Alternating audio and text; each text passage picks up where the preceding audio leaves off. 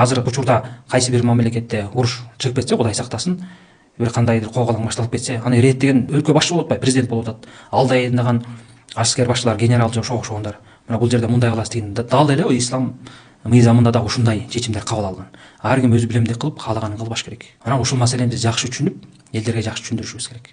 Мусулмандарга күйүп жан тарткан башка маселе, анан ошого жан тартам деп элди адашууга чакырып, эрежесиз согуштарга үндөп, башаламандыкка чакырган бул башка нерсе. Мусулман баласы бул ирээттүүлүктүн үстүнөн жашайт. Ислам дини өзү ушул мыйзамга ирээттүүлүккө чакырат. Бир жерде бир адам кыйналып калса, экинчиси барып аны баягы зулум жол менен, ката жол менен оңдоп жардам берген болбойт. Баары тең мыйзамдын негизинде болуш керек. Мына ислам дини ушул нерсеге ачык үндөйт. Мына жогоруда хадисте айтып кеттим э, имам мындай жаткан мусулман башчысы бул калканыч деп атат. Мусулмандар ошонун аркасында, башчынын аркасында корголошот, ошонун чечимин угушат, ошонун көзөмөлүндө болот. Мына пайгамбар саллаллаху алейхи вассаламдын эле өмүр баянын карап көрөлү.